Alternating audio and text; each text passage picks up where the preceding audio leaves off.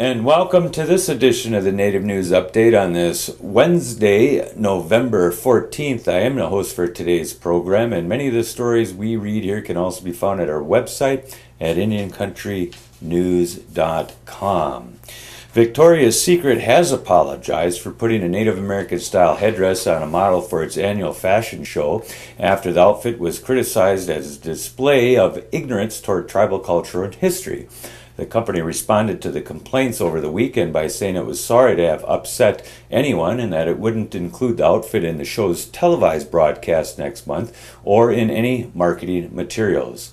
We sincerely apologize as we absolutely had no intention to offend anyone, the company said.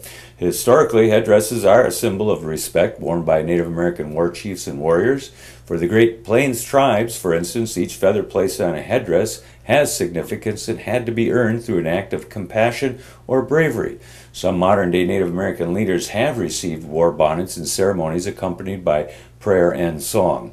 Victoria's Secret model Carly Kloss walked onto the runway last week wearing the floor-length feathered headdress, leopard print underwear, and high heels. She also was adorned with fringes and turquoise jewelry during a segment meant to represent the 12 months of the year, fireworks in July, rain gear in April, and a headdress for November. Newly elected leaders of the Omaha Tribal Council say they plan to focus on economic development and child welfare issues once they take office. Several council members issued a joint statement this week to highlight their priorities for the Omaha Reservation in northeast Nebraska. The new council chairman, Rodney Morris, says he wants to move forward with existing tribal development plans such as strengthening utility services for residents and addressing the welfare of children and families. Council member Gwen Porter says the tribe also plans to open up a temporary casino by January while work is done to replace the casino Omaha, which was damaged during the 2011 Missouri River flood. A Missouri man has passed away after being critically injured during the Indian National Finals Rodeo in Las Vegas, Nevada. Rodeo officials say J.D. Jones, 25, of Goodman, Missouri, passed away after an accident at the saddle bronc riding competition on November 10th. Our thoughts and prayers are with the family and friends of J.D. at this difficult time, rodeo officials said in a statement. According to rodeo spokeswoman Perce Hooper, Jones got stuck after his foot slipped through the stirrup. The horse fell on him and eventually had to be euthanized for internal bleeding and a broken pelvis. It was Jones's first time competing in the national finals, which were held November 6th through the 10th at the South Point Resort, according to Hooper. Last week's competition was the 37th annual Indian National Finals Rodeo. Competitors must typically win regional rodeos before advancing on to the national event. It was the first time in the event's history that a competitor had passed away. Hooper said, adding that the organization is investigating whether changes can be made to make the rodeo safer in the future.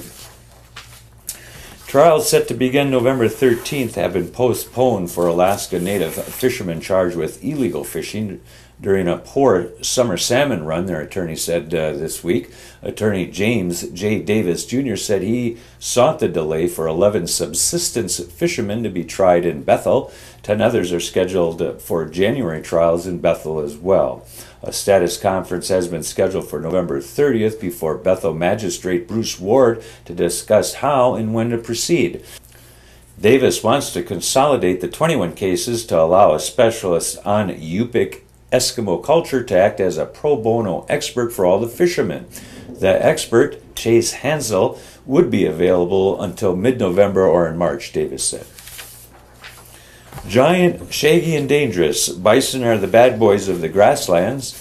Bulls can weigh up to 2,000 pounds, and they injure more visitors to Yellowstone National Park than any other animal.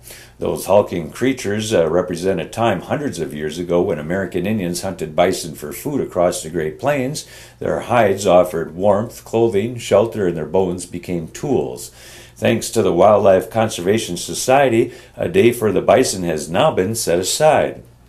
And if folks at the Conservation Society have their way, the mighty bison will soon sit alongside the bald eagle, our national emblem, as the United States national mammal. A celebration for the inaugural National Bison Day took place on November 1st at the National Museum of Wildlife Art in Jackson. Attendance was low, but it was the first crack at the event, celebrated in the states of South Dakota, New Mexico, West Virginia, and Washington, D.C. And they're hoping that more states will join in the future on that as well. And that's going to be another roundup of news from Indian Country on this edition of the Native News Update. We want to thank you for joining with us and come back again soon.